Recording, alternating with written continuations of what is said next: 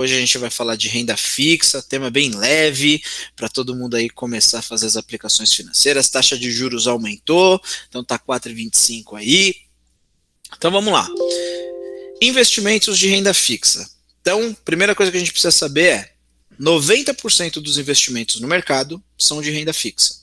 Então, quando a gente for investir, em algum momento a gente vai se deparar com um tipo de aplicação nesse sentido. Então, muito tranquilo. Você já me conhece, Danilo Reis, eu sou especialista aqui em educação financeira na Acreditas. E aí, vamos entender aí o que é esse tal de renda fixa, como é que ele funciona, como a gente pode fazer aplicações com ele. Então, o termo renda fixa, ele se resume ao investimento que já possui regras pré-determinadas. Então, remuneração, vencimento, prazo, né, a data ali que a gente vai manter aplicado. Então, toda aplicação de renda fixa, eu sei ou exatamente a remuneração que eu vou receber, ou o indicador que vai me remunerar, vou saber o meu vencimento e vou saber o prazo ali que eu vou manter esse título ali. Quando eu falo de um investimento de renda fixa, eu basicamente estou emprestando o meu dinheiro para uma instituição. Então, quando eu tenho ali uma operação de renda fixa, eu estou emprestando o meu dinheiro. Está aqui o dinheiro aqui que eu estou emprestando para alguma instituição. Então, para ficar um pouquinho mais claro como isso funciona, tenho ali um casal de investidores, né? Então eles estavam lá com o dinheiro lá guardado, eles pegam esse dinheiro e eles querem fazer uma aplicação financeira. Eles vão pegar esse dinheiro e eles podem emprestar para o governo, e aí a gente tem o título público federal, então NTN-B, LFT, LTN, né, que ali são os títulos mais comuns. Ela pode emprestar esse dinheiro para uma empresa não financeira, e aí eu tenho um título privado, que é a debênture, nota promissória e etc. Então, por exemplo, se emprestar esse dinheiro para uma Petrobras, para a Cirela, para a Vale, eu tenho um título privado ali de empresa. E eu posso emprestar esse dinheiro para um banco. Ele também vai ser um título privado, mas um título privado de banco. E tem diferença, porque os títulos privados emitidos por bancos contam com o FGC, que é o Fundo Garantidor de Crédito. Lembra que a gente falou dele quando a gente entrou lá no módulo de riscos, onde a gente especificou ali o risco de crédito? O principal risco que os ativos de renda fixa podem correr em geral são o risco de crédito, né? Porque ali eu estou emprestando o meu dinheiro e existe a possibilidade de eu não receber de volta. Então tem alguns mecanismos de proteção. Quando a gente fala do título público federal, ele não corre o risco de crédito. Título de banco tem o FGC. Agora, título de empresa tem risco de crédito e não tem o FGC. Então a gente precisa entender as diferenças. Mas todos são de renda fixa.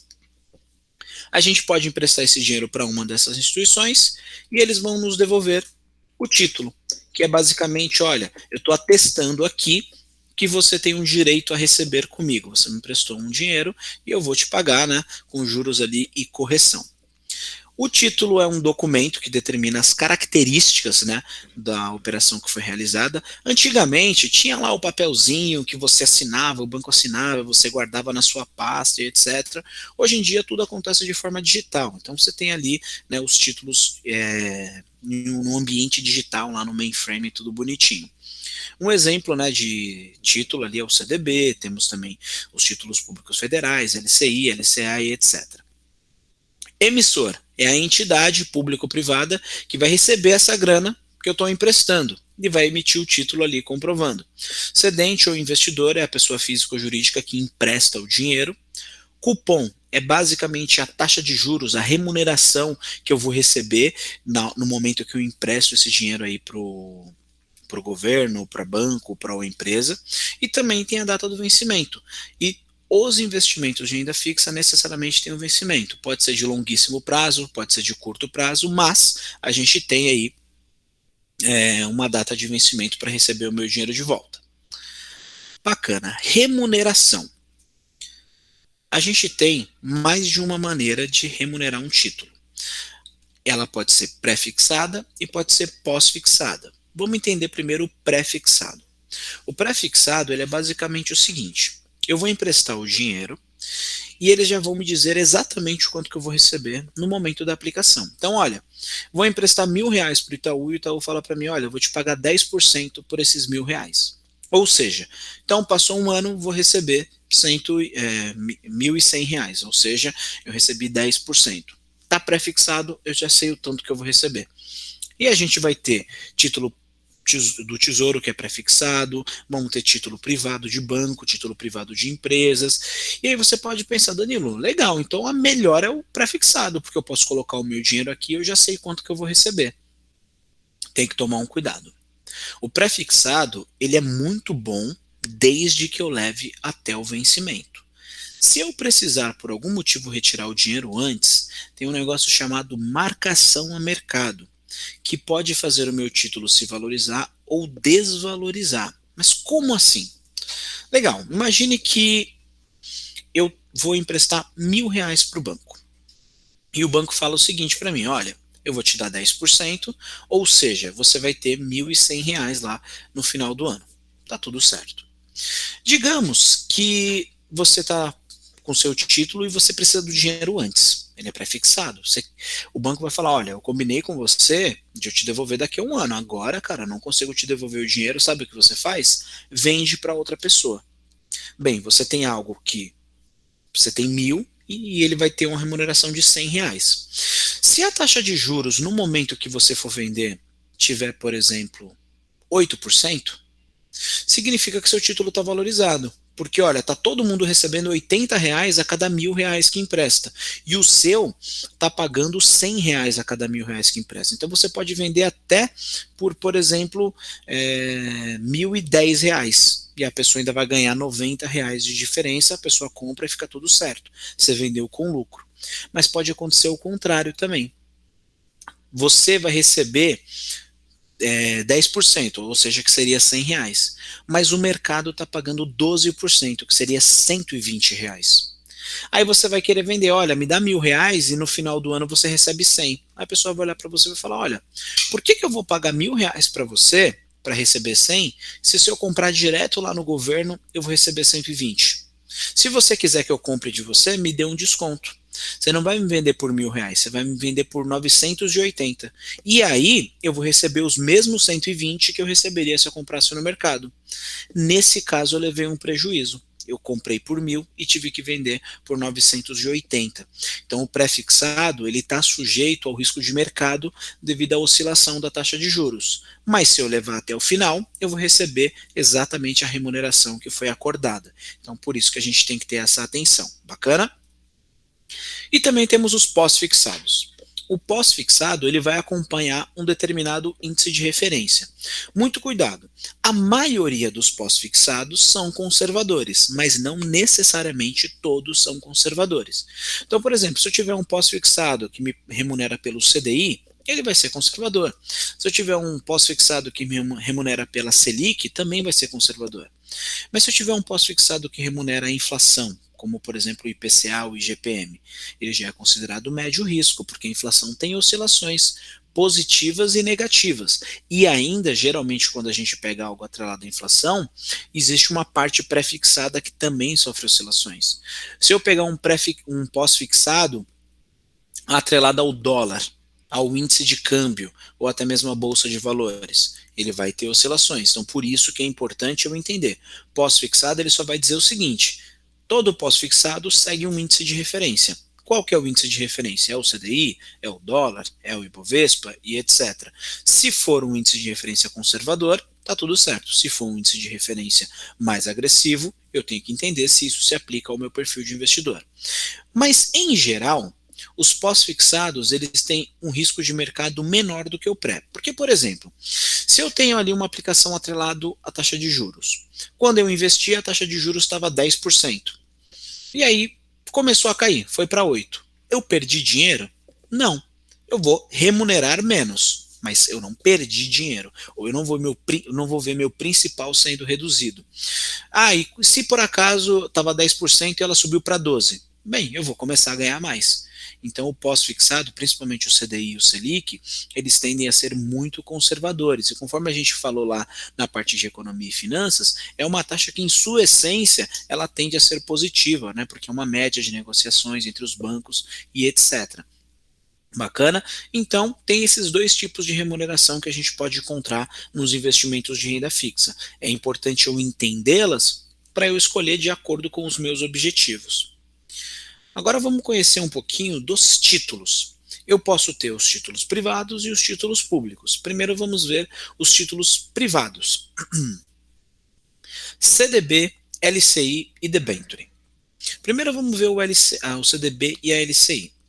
O CDB e a LCI, eles são emitidos por bancos, instituições financeiras, e por esse motivo, eles contam com o FGC, que é o Fundo Garantidor de Crédito, que garante até 250 mil. Bacana, por banco e por CPF, né, e no somatório ele garante até 1 milhão. Legal. Se eu coloco meu dinheiro num CDB, o banco pode pegar esse dinheiro e usar para o que ele quiser. Ele pode pegar e fazer financiamento de casa, financiamento de carro, pode liberar cartão de crédito, cheque especial, enfim, o que ele quiser. Se eu pego esse dinheiro e coloco numa LCI, o banco necessariamente tem que usar para financiar a casa. Por quê? Porque o governo diz o seguinte, olha, se você emitir LCI para financiar a casa, para ajudar as pessoas a comprar a casa, isso é muito bom para mim. E se você fizer isso, eu isento o seu investidor de imposto de renda. Então, quem investir numa LCI não paga imposto, porque a LCI é a letra do crédito imobiliário. E isso ajuda bastante, né, o setor da construção civil, ajuda as pessoas a comprar casa, e isso é muito bom para o governo. A gente também tem a LCA, que também é emitida por banco, que é a letra de crédito do agronegócio. O agronegócio no Brasil é muito valorizado, né? Então, por esse motivo também, se a gente coloca numa LCA, ela também é isenta de imposto de renda, mas o banco necessariamente vai ter que usar esse dinheiro para financiar o agronegócio. Vai ser pouco comum você encontrar LCA em bancos como Itaú, Bradesco, Santander. Pode achar? Pode, mas é pouco comum, porque não é o carro-chefe deles financiarem o agronegócio. Agora, se você for no Banco do Brasil, você vai encontrar muita LCA para você comprar isenta de imposto de renda, porque o Banco do Brasil financia e muito o agronegócio brasileiro. Legal. Então, se eu investir num CDB, numa LCI, numa LCA, no caso do CDB eu tenho imposto, LCI e LCA eu não tenho, e eu ainda conto com FGC, certo? Certo. Eu posso escolher na modalidade de ambos, pós-fixado ou pré-fixado, certo? Certo. Então, é basicamente assim que eles funcionam. E legal, e a debenture? Como ela funciona? Ela é muito semelhante ao CDB ou à LCI, por exemplo. Mas a debenture, ela é um investimento voltado mais a longo prazo. Porque quando uma empresa emite uma debenture, é para fazer alguma coisa. Ela não pode simplesmente emitir uma debenture e falar, eu queria dinheiro e emitir uma debenture. Não pode. Ela vai emitir uma debenture e vai falar o seguinte, olha, estou emitindo uma debenture porque eu comprei um terreno lá na Faria Lima e eu quero construir um mega prédio e depois eu vou vender os apartamentos ali e isso vai me gerar um lucro. Ela vai mostrar todo o estudo, o valor que ela vai vender, o quanto de lucro que ela pode gerar e vai dizer o seguinte, olha, compra essa debenture, ou seja, investe, mas a construção civil não acontece assim em um ano. Eu não vou construir um prédio em um ano. Vai demorar 5, 6, 7 anos. Então investe, é para longo prazo, mas você vai ter uma remuneração interessante. E aí é onde a gente vê aquela questão do rating. Olha, qual que é o rating desse projeto? Tem alguma chance de essa obra não acontecer? Enfim, e isso vai gerar ali a debênture. E você, quando compra, ele vai te dar uma remuneração que geralmente é maior do que um título emitido por banco e também é maior do que um título público federal, quando a gente está investindo numa debênture. Em compensação, o risco também é maior. Legal, mas a debenture também pode ter uma finalidade do seguinte, olha, eu vou emitir uma debenture aqui porque eu quero fazer uma rodovia que vai ligar, sei lá, São Paulo a uma rodovia não, vou colocar uma ferrovia, né, que eu acho que é mais evidente. Eu vou fazer uma ferrovia que vai ligar São Paulo ao Rio de Janeiro. Aí as pessoas pensam, nossa, isso vai ajudar muito a população que quer ir para o Rio de Janeiro, do Rio de Janeiro que quer vir para São Paulo, e o governo gosta da ideia. Falam, nossa, interessante, você fazendo isso vai gerar emprego, vai gerar infraestrutura, o local onde você vai construir a estação vai ser valorizado, as pessoas vão ter arrumar emprego e etc e tal. Então, nesse caso, eu vou te dar um incentivo. E aí existe a debênture incentivada. Assim como funciona na LCI e a LCA, a debênture incentivada não paga imposto de renda também. Mas não significa que eu não precise olhar o risco de crédito. Tenho que olhar o risco de crédito, sim, e também olhar o risco de mercado, porque geralmente debênture, né, ela geralmente não, necessariamente debênture é um papel de horizonte de longo prazo, então de 3 anos para cima. E você não vai encontrar uma debênture com vencimento em 1 ano, a não ser que você pegue ali ela já o papel caminhando, mas em seu lançamento ela vai ser de 3, 4, 7 anos ali à frente. Então é importante a gente observar isso. Empresas que emitem debênture aí é muito comum, Vale, Petrobras, Gafisa. Danilo, mas se eu empresto dinheiro para a Petrobras, eu não sou acionista? Não. Quando você compra uma ação, você não está emprestando o dinheiro. Você está se tornando sócio. Por esse motivo, a ação não tem risco de crédito. Agora, se eu compro uma debênture da Petrobras, eu estou emprestando dinheiro para a Petrobras fazer algum empreendimento e eu não sou sócio, eu não tenho direito em dar pitaco nenhum no negócio, porque eu só estou emprestando dinheiro. Bacana? Então existe essa diferença. E debênture não conta com FGC. Se a empresa quebrar e não conseguir te pagar, ou simplesmente não te pagar, mesmo ela tendo funcionando ainda, você vai ter que ir para a justiça para conseguir tentar recuperar o valor que você investiu nela. Bacana? Título público federal. Os títulos públicos federais são um dos melhores exemplos ali para quem quer começar a investir. Por quê? É um título emitido por governo, né? Ele é mega seguro do ponto de vista risco de crédito, ele é considerado livre do risco de crédito, ou seja, quando eu coloco meu dinheiro no título público federal, a probabilidade de eu não receber ela é próxima de zero. Por quê? O governo ele pode emitir nova dívida para pagar a dívida anterior. Então, olha, estou devendo R$ 1.000 para você, eu pego emprestado com aquela pessoa e te pago, e agora estou devendo 1.000 para essa pessoa e tenho mais 3 anos para pagar. E fica fazendo isso. Então isso é muito bom. Danilo, mas se o governo perder confiança e ninguém mais quiser emprestar dinheiro para o governo, ele pode, por exemplo, fabricar dinheiro. Isso geraria inflação? Geraria inflação. Mas, ainda assim, a gente consegue ter essa situação aí de liquidez. Bacana? E os títulos que a gente tem lá? A gente tem título de acordo com o objetivo da pessoa. Tem título de médio, curto e longo prazo. Então vamos lá. Tesouro IPCA. Ele vai pagar uma taxa pré-fixada mais a variação do índice de inflação, que é o IPCA. Ele é recomendado para médio e longo prazo. Por quê? Porque a inflação no curto prazo pode ter oscilações, inclusive negativa, e também segue aquela regra. Se eu pego um título com vencimento em 2 anos e resgato antes, tem aquela questão, né, da parte pré-fixada que pode oscilar. Assim como tem o tesouro pré-fixado.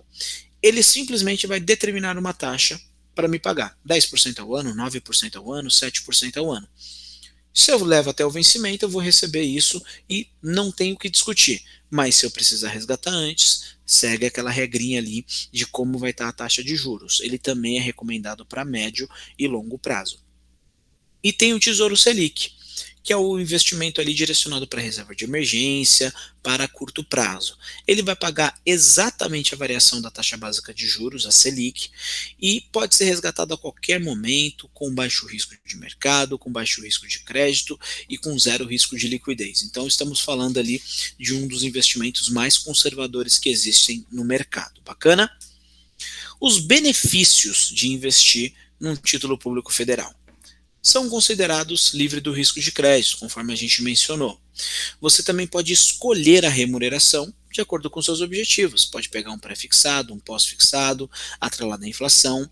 Não tem nenhum tipo de custo, não tem taxa de administração, taxa de custódia e etc. E você também pode iniciar a aplicação usando uma fração do valor do título. Então, por exemplo, o título custa R$ 1.000, você pode comprar ele por 100, que é uma fração do valor. Você consegue fazer investimentos a partir de R$ 30. Então isso é muito bom. E o mais importante, eles são mais igualitários. Então, se eu investir R$ 1 milhão ou investir R$ 100, a remuneração é a mesma. Então, se chegar lá no Tesouro Direto com R$ 10 mil e falar, olha, quanto você me paga? Ele vai te falar, olha, eu vou te pagar 9% ao ano.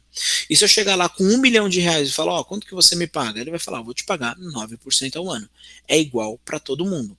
E a gente sabe que quando a gente vai fazer no mercado privado, isso muda. Se eu chegar lá no banco e falar, banco, tenho R$ 1 milhão para investir, as opções, o tratamento, tudo vai ser diferente do que se eu chegar lá e falar, ó, tenho R$ 100 para investir. Então, por esse motivo, o título público federal ele também tem esse grande diferencial aqui na forma da remuneração. E aí, finalmente, essa tributação. A gente mencionou que tem alguns que são isentos de imposto, fora esses que são isentos de impostos, todos eles vão seguir a tabela regressiva de renda fixa. Então, até 6 meses, você vai pagar 22,5% sobre o que render. Então, olha, investi R$ 1.000 e aí desses R$ 1.000 eu tive R$ 50 de lucro. Eu vou pagar 22,5% sobre os R$ 50. De 6 meses ao ano, 20% sobre o que render. De 1 a 2 anos, 17,5% sobre o que render. E acima de 2 anos, 15% sobre o que render. É muito importante a gente conhecer isso, porque a lógica de quanto mais tempo você mantém aplicado, melhor vai ser ali a sua possibilidade de remuneração, se aplica aqui. Porque além de você ter o efeito do juros sobre juros, né, quando a gente está falando dos juros compostos, que é o caso dessas aplicações financeiras, você vai pagar menos imposto sobre, né, os produtos ali que você está investindo. E isso também vai facilitar bastante a sua vida ali em buscar uma rentabilidade maior. Bacana? E é isso, gente. O conteúdo era esse, bem leve, bem tranquilo. E agora eu fico à disposição para vocês tirarem dúvidas aí, se vocês já têm aplicação em renda fixa, se vocês querem investir, se vocês já fizeram ali algum tipo de aplicação no Tesouro e etc. Danilo, uma dúvida, desse último slide que você mostrou, essa alíquota ela é retida na fonte ou tem que ser paga depois? Retida na fonte, você não precisa fazer nada. Beleza. Na hora que você resgatar, o governo já vai falar, bom, essa parte já é minha. É legal isso, né? Porque o governo te empresta e o próprio governo tributa você dos juros que ele te pagou. Ó, eu tô te pagando juros, mas eu já tô te cobrando um imposto dos juros que eu te paguei e já fica aqui comigo. Então você não precisa fazer nada. O único investimento, né, os únicos investimentos que você precisa fazer o recolhimento são as ações, né, ação, day trade, ou até mesmo venda no mercado secundário de cotas de fundo imobiliário. Fundos em geral e títulos de renda fixa, o recolhimento é na fonte, a gente não precisa fazer nada, tá? Porque senão, aí o pessoal ia fugir mesmo das aplicações financeiras, porque um dos motivos que muito investidor ainda não aplica em ações é o fato de ter que ficar recolhendo imposto manualmente. Cara, isso é muito chato, devia ser automático. A corretora recolhe, manda para o governo e está tudo certo. Mas ainda não é assim.